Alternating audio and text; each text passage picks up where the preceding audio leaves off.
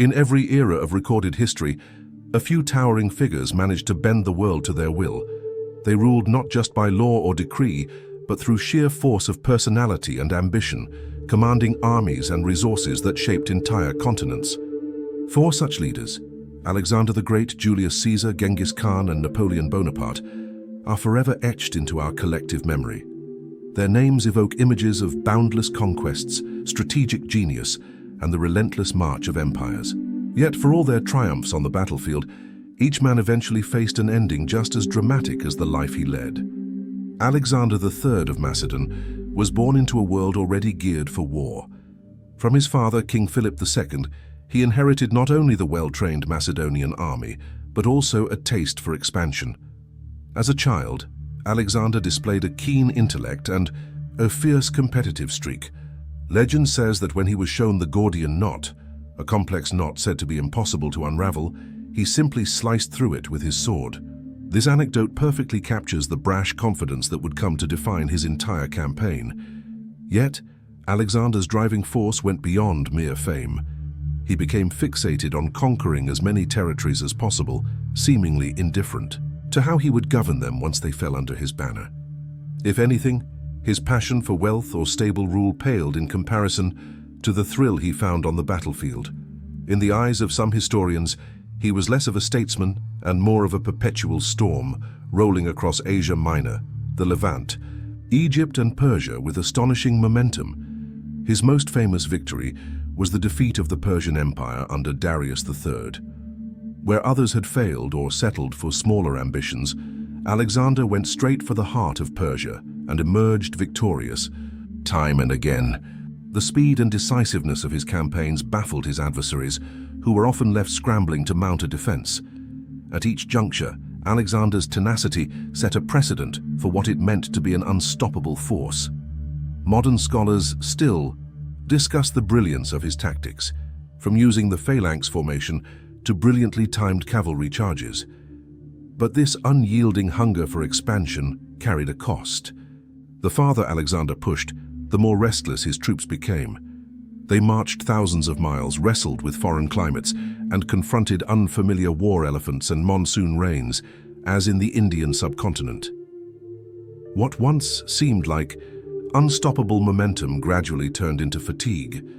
Even the most loyal generals questioned whether they should keep going, especially when there was no endpoint in sight.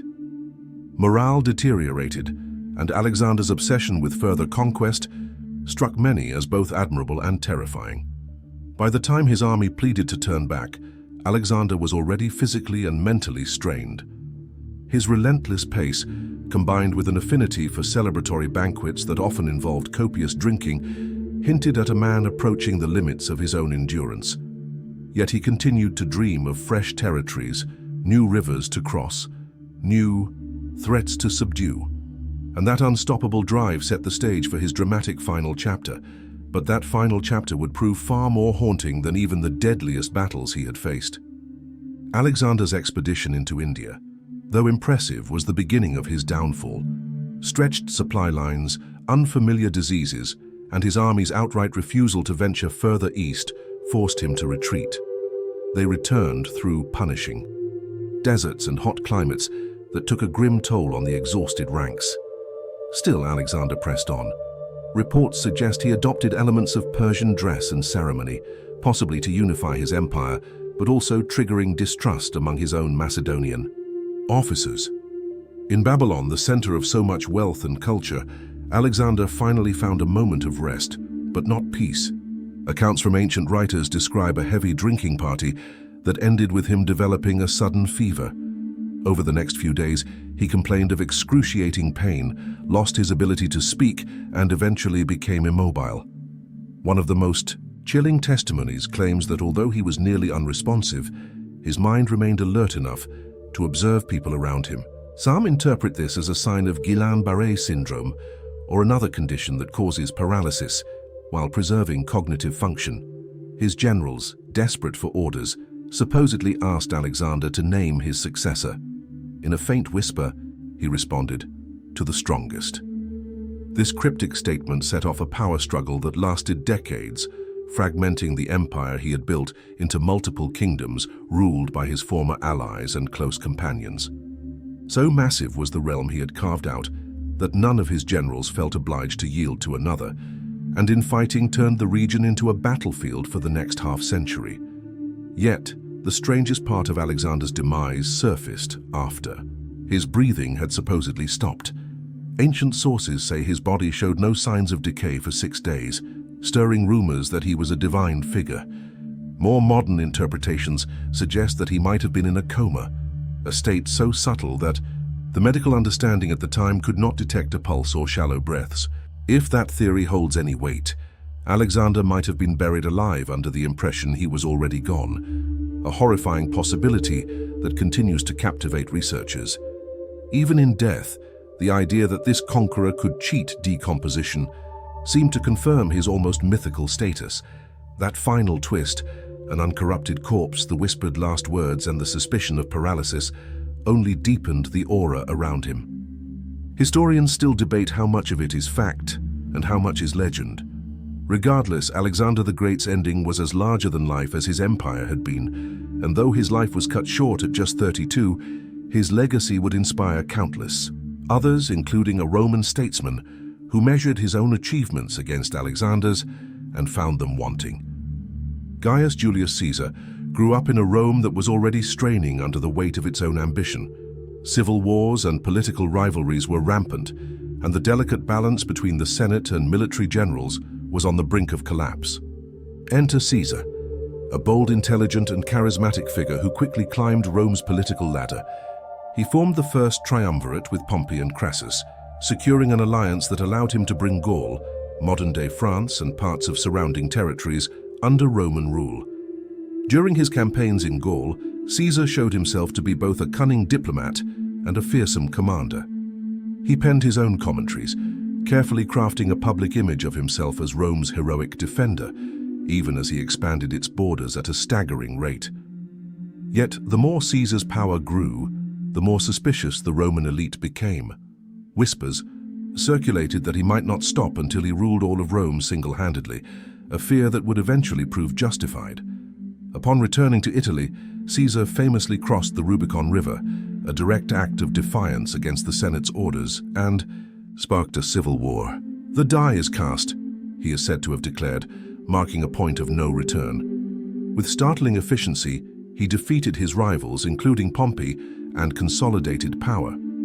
The Roman Republic, once proud and governed by multiple checks and balances, now bowed before a single figure. This meteoric rise parallels Alexander's in some ways, but Caesar brought a flair for politics that Alexander never quite showed. He introduced reforms, restructured the calendar into the Julian version, and pardoned many of his former enemies to present an image of benevolence. Yet underneath that political artistry, a burning ambition remained. He declared himself dictator, in perpetuity, effectively dissolving centuries of tradition that had guarded Rome from tyranny. At times, he spoke openly about heading east to replicate Alexander's conquests, believing he could surpass the Macedonians' achievements if given the chance. For a man who once lamented that by his age, Alexander had already accomplished far more, it was a personal mission. Caesar's supporters adored him, and many believed his leadership was exactly what Rome needed to stabilize and expand its glory. But lurking in the corridors of power, senators who feared the loss of the Republic's last vestiges were already plotting a drastic move. By March of 44 BC, Rome was a cauldron of conflicting opinions about Caesar. Admirers viewed him as the savior of Rome, poised to bring about a new golden age. Opponents saw a man who had grown too bold, ready to name himself king, a title that deeply offended Roman sensibilities dating back to the time they overthrew their last monarch.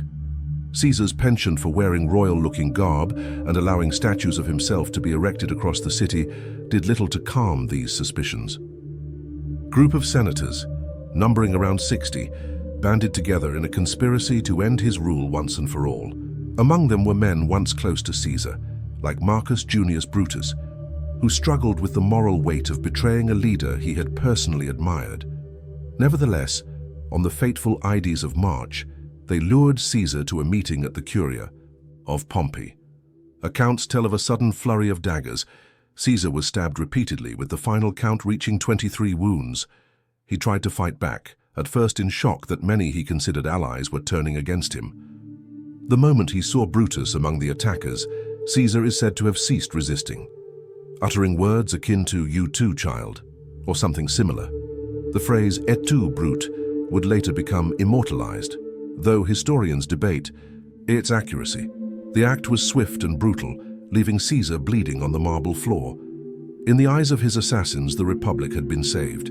In the eyes of many Romans, a beloved champion had been cut down. But that wasn't the last surprise. Instead of restoring Republican values, the conspirators triggered another civil war. Shock, anger, and grief swept through the populace, paving the way for Caesar's great-nephew and adopted son Octavian, later Augustus, to take power as the first Roman emperor.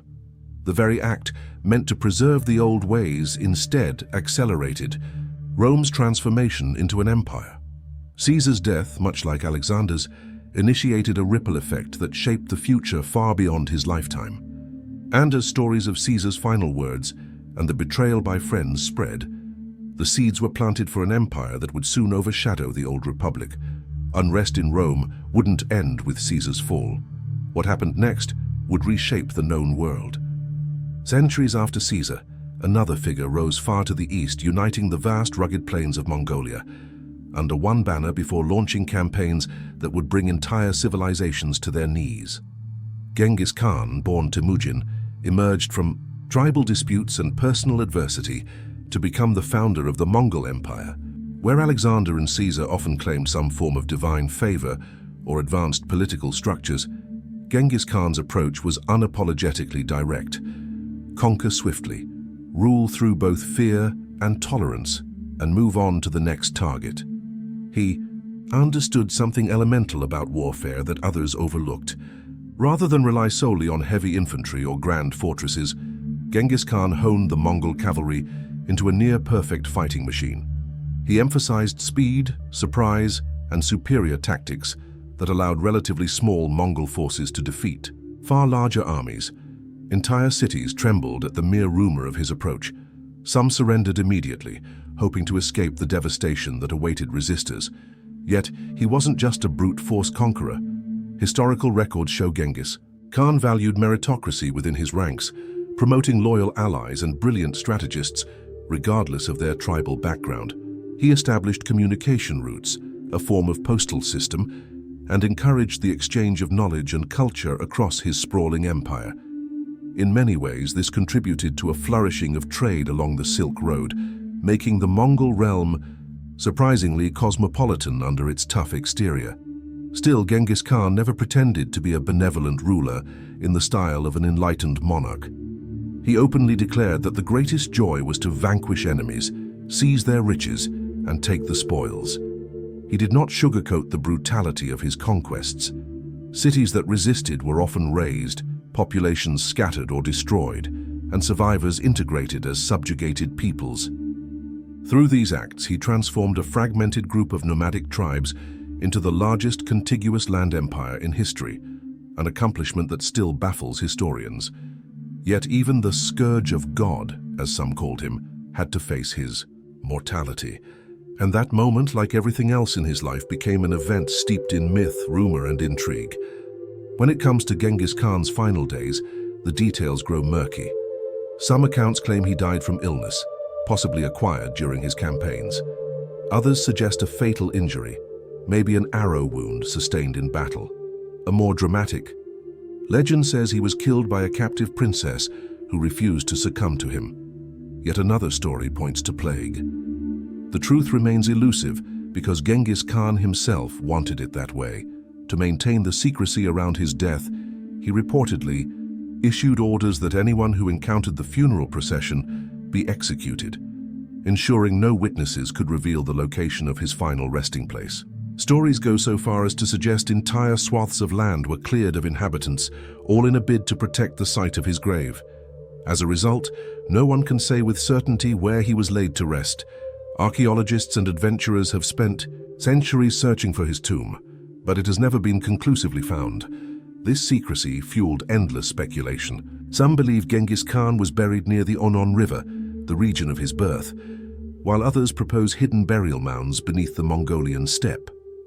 Another theory claims that the funeral entourage diverted rivers to flood over the tomb, concealing it forever in underwater oblivion. Real or not, these ideas capture the essence of a conqueror who wanted even his death to serve as a final, commanding gesture. Equally significant is how his empire endured after his passing.